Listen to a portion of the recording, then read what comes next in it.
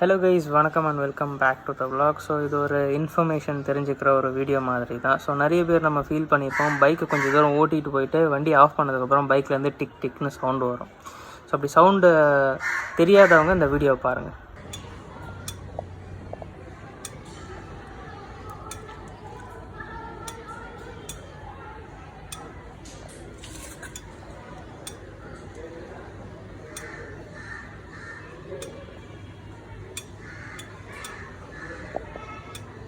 So video பார்த்துருந்துருப்பீங்க. So இது மாதிரியான tick tick sound எதனால் வருது அப்படின்ட்டு என்றைக்காவது நம்ம கெஸ் பண்ணியிருப்போமா, இல்லை ஏன் இந்த சவுண்டு வருதுன்னு யோசிச்சுருப்போமா? ஸோ தெரிஞ்சுக்கலாம் வாங்க. ஸோ பைக்ஸ் அப்படின்றப்போ எல்லாமே இன்டர்னல் கம்பஷன் என்ஜின்ஸ் தான். ஸோ என்ஜின்ஸில் பார்த்தீங்கன்னா 2 டைப் ஆஃப் என்ஜின்ஸ் இருக்குது. ஒன்று வந்து எக்ஸ்டர்னல் கம்பஷன் என்ஜின், இன்னொன்று பார்த்தீங்கன்னா internal combustion engine. So internal combustion engines தான் நம்ம மேக்ஸிமம் எல்லாருமே யூஸ் பண்ணிகிட்ருக்கோம். எக்ஸ்டர்னல் கம்பஷன் என்ஜினுக்கு பெஸ்ட் எக்ஸாம்பிள் நம்மளுடைய ஸ்டீம் என்ஜின்ஸ், அதாவது நீராவி என்ஜின்ஸ் தான் எக்ஸ்டர்னல் கம்பஷன் என்ஜின். ஓகேங்களா? ஸோ இன்டர்னல் கம்பஷன் என்ஜின் அப்படின்றப்போ பைக்ஸ் தான்.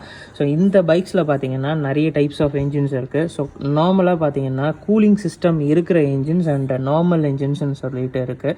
ஸோ கூலிங் சிஸ்டம் இருக்கிற என்ஜின்ஸ் அப்படின்னா உள்ள இன்டர்னல் காம்பனன்ட்ஸ் கொஞ்சம் அதிகமாக இருக்கும், அதாவது ரேடியேட்டர் வச்ச வண்டி. ஸோ இது இல்லாமல் கேத்தலிட்டிக் கன்வெர்ட்டர், இந்த 2 விஷயத்துலேருந்து தான் மோஸ்ட்டாக சவுண்டு க்ரியேட் ஆகும். ஒன்ஸ் பைக் ஸ்டார்ட் ஆகி ரன் ஆகும்போதே பைக் வந்து ஹீட் ஆக ஆரம்பிச்சிடும். இன்ஜின்ஸ் இல்லையா அலுமினியம், ஓகேங்களா? ஸோ அலுமினியம் வந்து ஈஸியாக ஹீட் அப்சார்ப் பண்ணும், அதே மாதிரி ஈஸியாக ஹீட்டை ரெடியூஸ் பண்ணும்.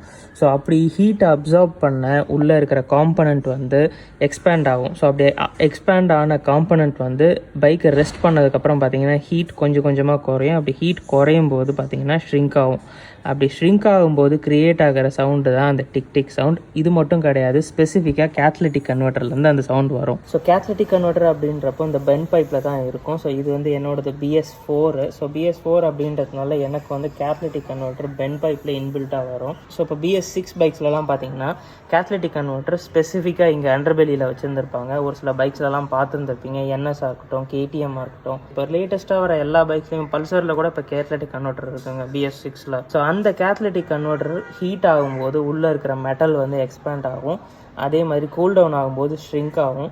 ஷ்ரிங்க் ஆகும்போது க்ரியேட் ஆகிற சவுண்டு தான் அந்த டிக் டிக் சவுண்ட். ஸோ இந்த டிக் டிக் சவுண்ட் வந்து வேறு எங்கேயும் எதனாலையும் வர்றது கிடையாது. ஹீட்டான மெட்டல் வந்து கூல் டவுன் ஆகும்போது க்ரியேட் ஆகிற சவுண்டு தான். அது ஒரு இஷ்யூவோ இல்லை ஒரு ப்ராப்ளமோ கிடையாது. ஸோ இந்த சொன்ன இன்ஃபர்மேஷன் எத்தனை பேருக்கு ஆல்ரெடி தெரியும் அப்படின்றத கமெண்ட்டில் லீவ் பண்ணுங்கள். அண்ட் புதுசாக தெரிஞ்சுக்கிட்டீங்க அப்படின்னா ஒரு தம்ஸ் அப் கொடுங்க. So see you in another interesting video. Until then, it's bye from Rahul. See you, bye. Take care. Stay safe, stay healthy. Cheers.